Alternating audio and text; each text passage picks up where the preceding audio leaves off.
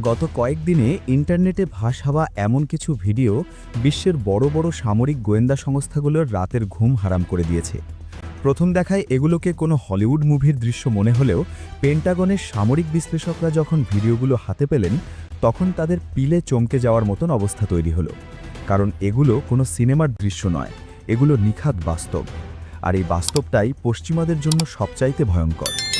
এটি হলো ইরানের সাগরতলের সেই কুখ্যাত গোপন মিসাইল সিটি বা বাংকারের ফুটেজ, যেখানে একটিমাত্র মিসাইল বানাতে খরচ করা হয়েছে 12,000 কোটি টাকারও বেশি।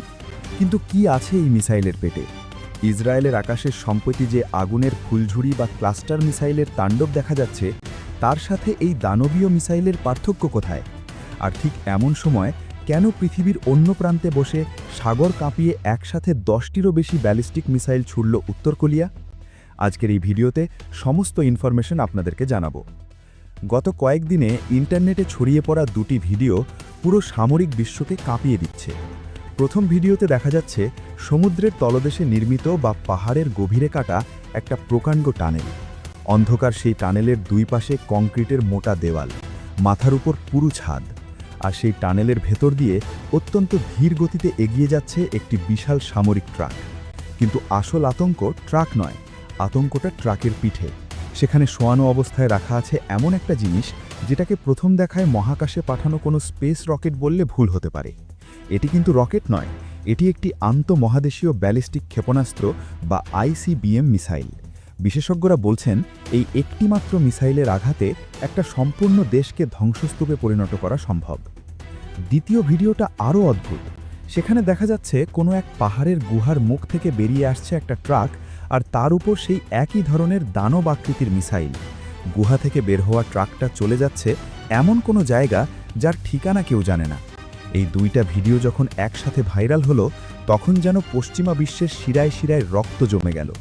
সামরিক বিশ্লেষকরা হিসাব কষে বলেছেন শুধু এই একটি মিসাইল বানাতেই ইরানের পকেট থেকে বেরিয়েছে 10 থেকে 12,000 কোটি টাকার বেশি।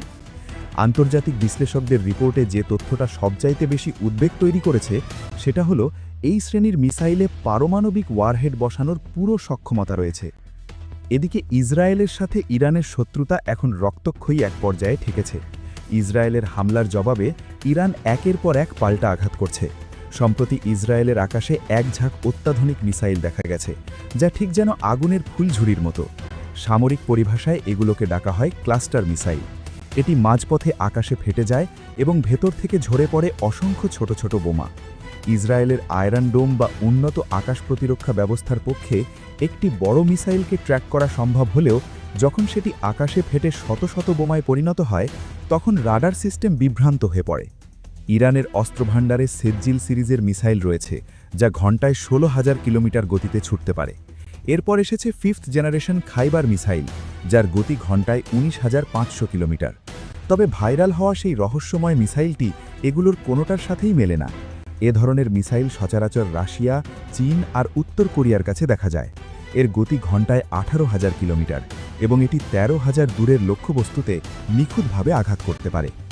যখন সারা দুনিয়ার নজর মধ্যপ্রাচ্যের দিকে, তখন পৃথিবীর অন্য মাথায় জেগে উঠল আর একটা বিপদ। গত শনিবার উত্তর কোরিয়া একসাথে 10টিরও বেশি ব্যালিস্টিক মিসাইল ছুড়েছে।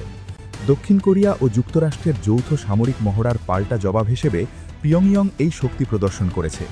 অনেকেই ধারণা করছেন ইরানের সেই অজানা বিশাল মিসাইলের প্রযুক্তির পেছনে উত্তর কোরিয়ার সরাসরি হাত থাকতে পারে, কারণ এই দুই দেশ দীর্ঘদিন ধরে গোপনে মিসাইল প্রযুক্তি আদান প্রদান করে আসছে। ইরান ও উত্তর কোরিয়ার এই গোপন সামরিক তৎপরতা কি তৃতীয় বিশ্বযুদ্ধের ইঙ্গিত দিচ্ছে? আপনাদের মতামত কমেন্টে জানাতে ভুলবেন না। ভিডিওটি ভালো লাগলে লাইক দিন এবং শেয়ার করুন। ধন্যবাদ।